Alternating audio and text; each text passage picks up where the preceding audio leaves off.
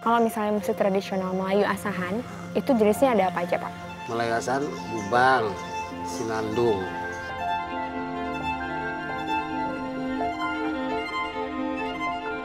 Tari gubang ini sebenarnya tari para nelayan di atas sampan. 2, 3. Pemirsa, barusan saya belajar menari gubang bersama kakak dan juga ibu. Nah, jadi kalau musik itu kan walaupun awak cuma pun pening kepala susah gitu kan, asal musik kan hilang so perasaan awak yang susah-susah itu.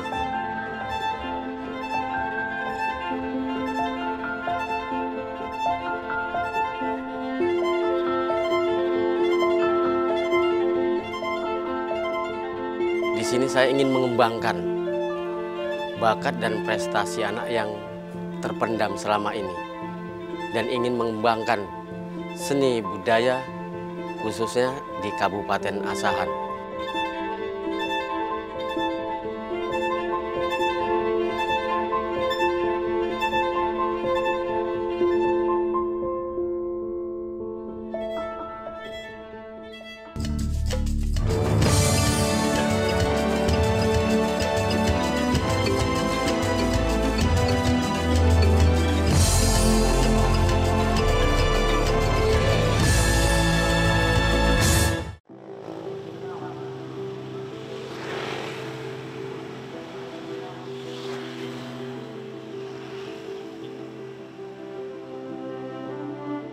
Pemirsa, tim potret menjejakkan kaki di daerah yang beribu kotakan Kisaran, wilayah yang berkaitan erat dengan histori Kesultanan Asahan dan merupakan salah satu daerah multi etnis di Sumatera Utara. Inilah Kabupaten Asahan. Beragamnya latar belakang kehidupan masyarakatnya, Asahan tidak terlepas dari guratan cerita dalam bidang yang mengandung unsur keindahan dan keunikan. Ya, kesenian. Bagi saya itu panggilan jiwa, panggilan hati gitu. Karena memang dari dulunya saya dari kecilnya udah ngelihatnya itu orang tua saya bergelut di situ. Jadi bagi saya itu kalau ada lihat begini terus ketertarikan itu terus datang sendiri. Kalau istilahnya kan seling-selingan penghibur hati, itulah musik itu. Nah, jadi kalau musik itu kan walaupun awak cuma pun pening kepala susah gitu kan, asal musik kan hilang, itulah otomatis itu musik itu hilang so perasaan awak yang susah-susah itu. Melukis bagi saya itu terilham dari hati nurani kita, terpanggil dari hasil lukisan ini kita jiwai, maknanya sangat dalam sekali pada saya, yaitu untuk mengembangkan yaitu karakter seorang seni lukis di Asahan ini. Di tengah kotanya sungai mengalir titinya yang panjang.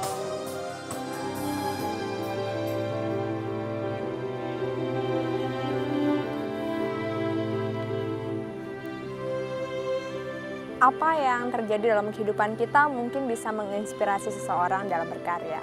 Mulai dari cerita keseharian, apa yang dilihat, atau mungkin warisan budaya yang diturunkan dari orang tua terdahulu, mampu mengilhami dan menggerakkan jiwa para seniman untuk mengekspresikan karya mereka. Nah, di Kabupaten Asahan sendiri, para senimannya punya cerita dan perjuangan masing-masing dalam menggeluti bidangnya. Lalu, ada cerita apa di balik ruang kesenian Asahan? Ikuti perjalanan kami.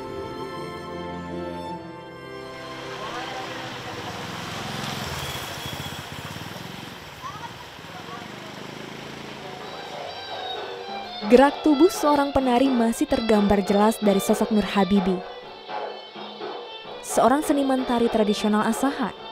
Sudah puluhan tahun perempuan yang disapa Bibi ini menggeluti dunia tari.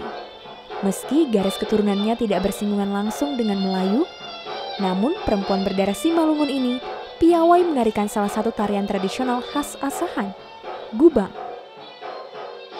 Tari gubang ini sebenarnya tarian di atas tari para nelayan di atas sampan.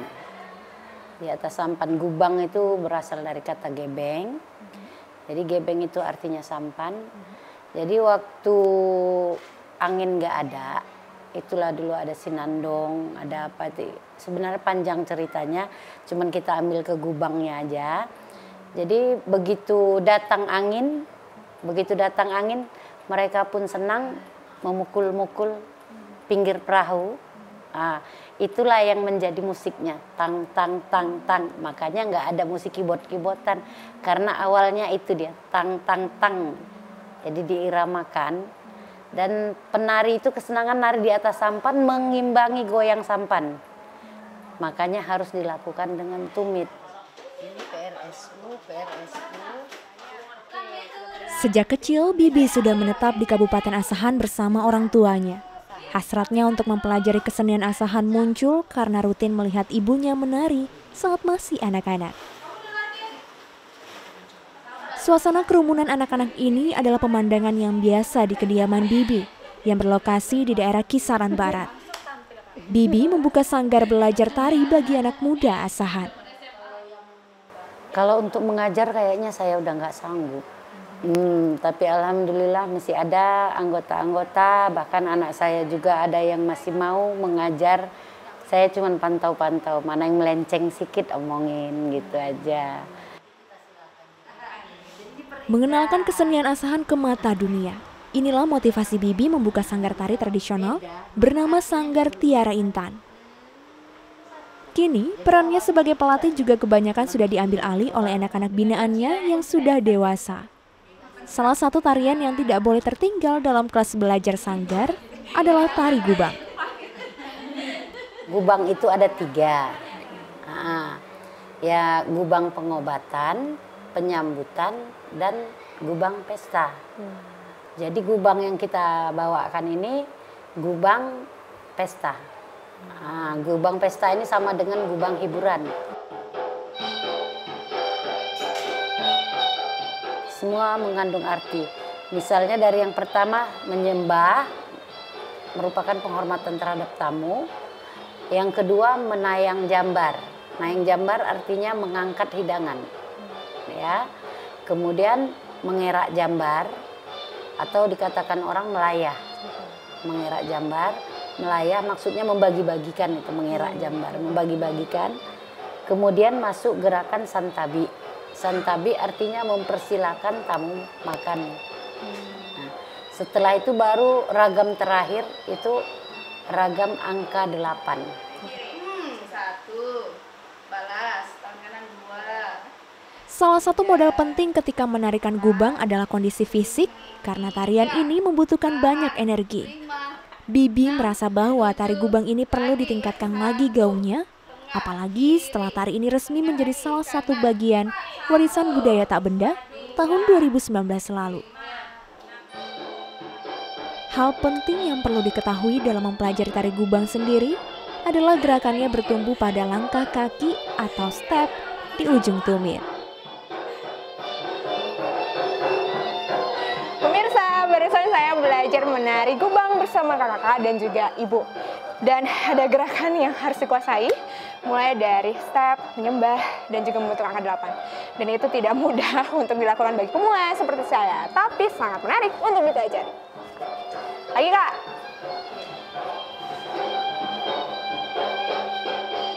Bibi sangat menyayangkan bila anak-anak muda Asahan merasa acuh dengan tarian ini. Dia berharap ada festival dan pertunjukan khusus yang bisa menjadi pemantik generasi muda lebih bersemangat untuk melestarikan tari gubang. Yang saya inginkan itu ya maunya kalau belajar gubang itu ya gubang yang udah dibakukan. Jangan gubang yang campur-campur.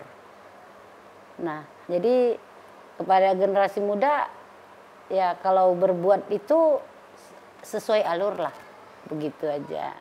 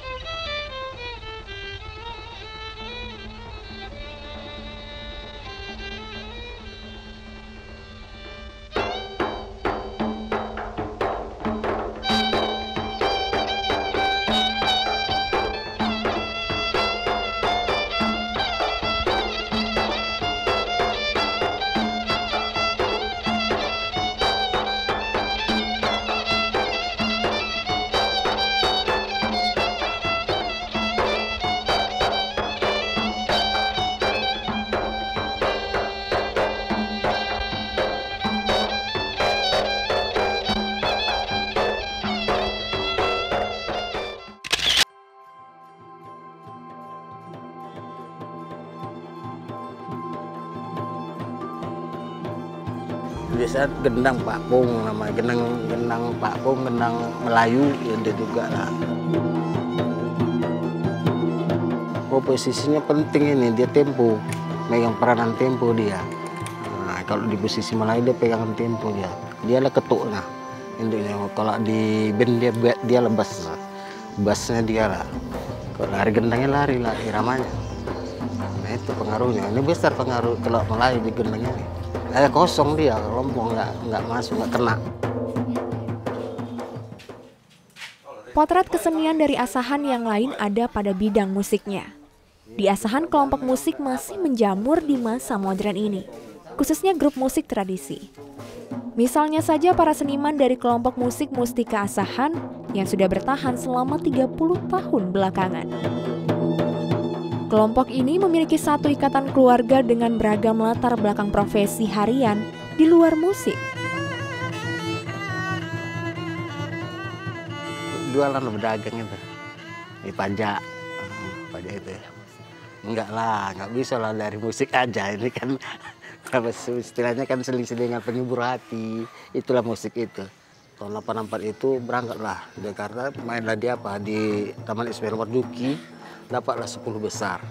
Nah, itulah bangga gubernur masa itu, gubernurnya EWP Tambunan. Di rumah sederhana yang berlokasi di kawasan Pasar Bakti inilah saya menjumpai Andan bersama anggota keluarga lainnya yang tengah mempertunjukkan kemampuan bermusik mereka. Masing-masing memainkan instrumen yang dikuasai, seperti gendang, biola, hingga gung. Salah satu irama yang kerap mereka dendangkan adalah irama khas Melayu Asahan, yaitu musik pengiring tari gubang. Itulah yang pertama, dia itulah jenis Melayu Asahan, gubang, sinandung. Irama sinandung, gubang itulah Asahan dia. Oh, bedanya kalau dulu memang mau dia orang-orang yang pesta itu mau yang tradisi aja. Kadang-kadang sampai jam malam lah gitu, jam 1 gitu orang kita lah. Tapi musik itu aja lah, gendang, biola, gong, nah, baru menandung itu. Kok sekarang ya suka pakai apa juga macam tadi lah, pakai keyboard gitu, barulah orang semangat gitu.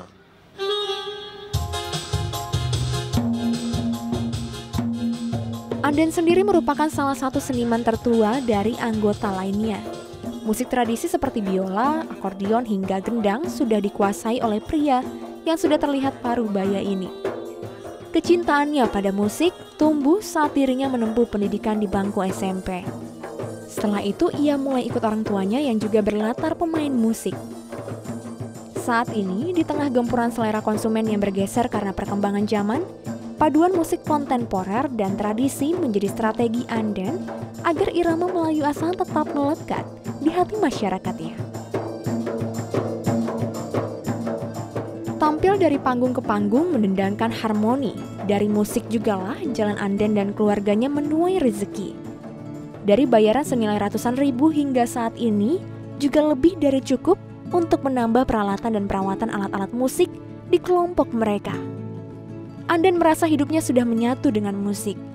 Ia ingin kesenangan bermusik tradisi khas Asahan juga bisa diikuti anak cucu kelak.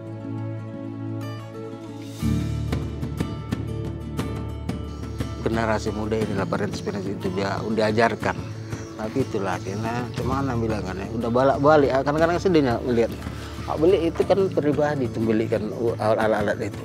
Maksud awak biar belajar lah adik-adik kemana-mana awak ini biar penerusnya ada kan itu, jangan aja nanti kan lama-lama kan udah tak ada kan tak hilang semua kan sayang.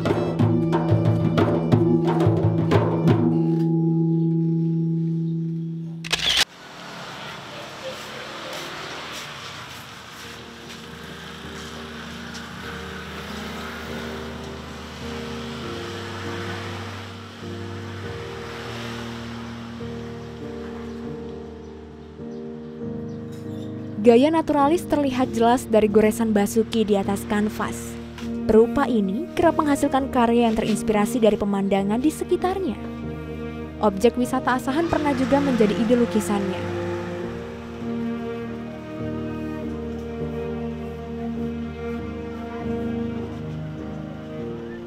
Sejak 40 tahun lalu bergelut dalam dunia melukis, Seniman ini punya impian agar anak-anak Asahan tidak putus langkahnya di bidang seni rupa.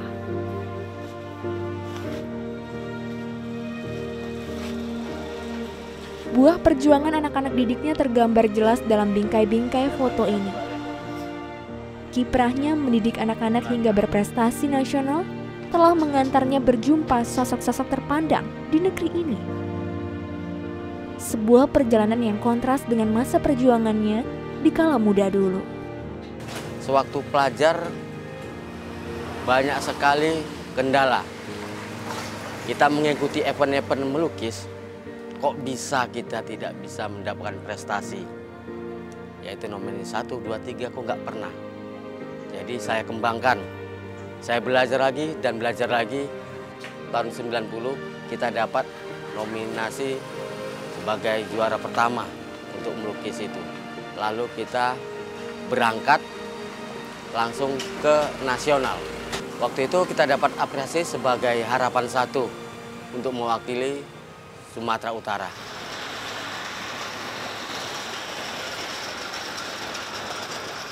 Ketika menyambangi Basuki di kediamannya, saya bisa merasakan aura kesederhanaan dari sosok Basuki.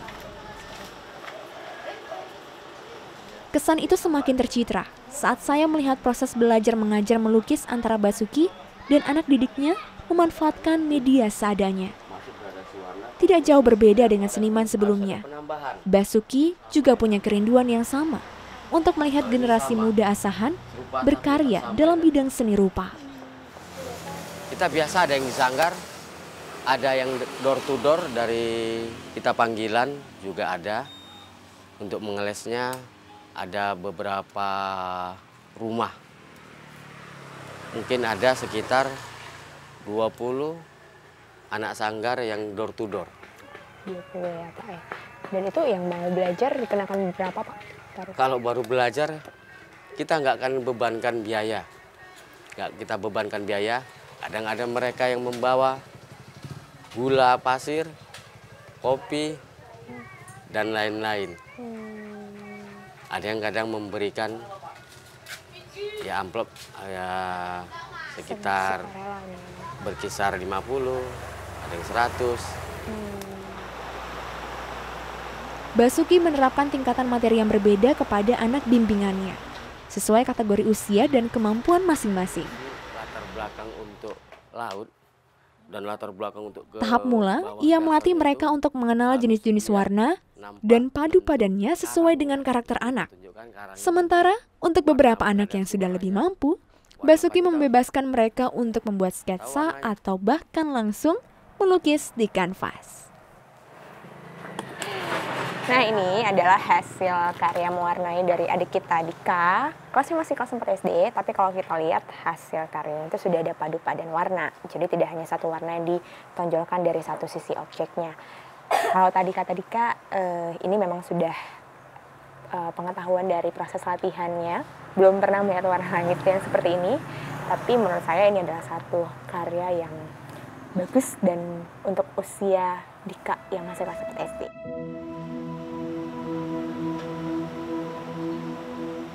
Perjalanan tidak selalu mulus.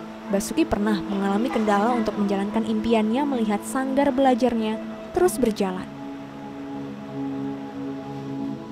Namun di tengah keterbatasan finansial yang ia alami secara pribadi, namun di saat itu ia tetap bisa membantu anak didiknya yang terkendala belajar karena ketidaktersediaan sarana dan prasarana. Pernah kita alami vakum, bukan karena mereka bosan, tidak. Karena memiliki keterbatasan dalam cat. Untuk cat ini mereka agak keberatan untuk anak-anak tersebut, maka kita bimbing. Kita sediakan di sanggar cat untuk belajar. Jadi di situ keterbatasan untuk anak-anak yang selalu vakum, takut membeli cat itu mahal. Jadi kita sediakan di sini cat-cat. Saya ingin anak-anak kita itu jangan sampai putus dalam bidang seni rupa di Asahan ini. Takutnya itu tadi, kita harus berjuang untuk anak-anak bangsa yaitu khususnya di Asahan ini.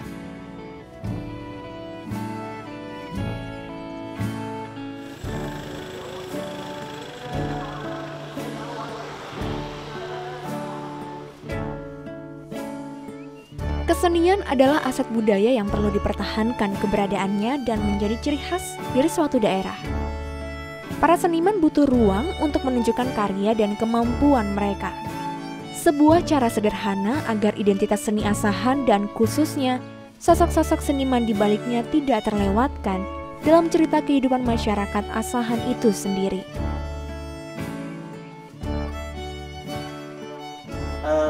Kita punya ini program ke depan namanya Gerakan Seniman Masuk Sekolah. Ya, punya Gerakan Seniman Masuk Sekolah. Ini masih dalam tahap program, insya Allah mudah-mudahan nanti dari hasil permohonan kita ke kementerian bisa, nah sehingga para seniman-seniman ini kita masukkan ke sekolah. Jadi mereka datang ke sekolah untuk memberikan bimbingan anak-anak kepada anak-anak melalui bidang seni dan budayanya. Kita berharap para pelaku-pelaku seni musik, seni tari, seni lukis bisa membuat komunitas ya, dan kita nanti melalui bidang kebudayaan ya setidak-tidaknya yang membentuk satu komunitas yaitu kelompok seni Asahan gitu ya, yang ini nanti bisa kita manfaatkan di dalam menggerakkan gerakan seniman masuk sekolah.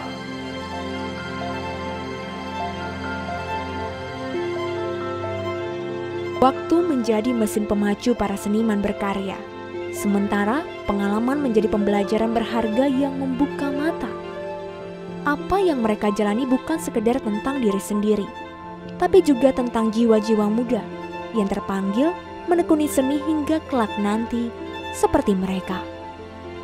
Inilah hal yang saya pelajari dari beberapa seniman di Asahan dalam perjalanan kali ini.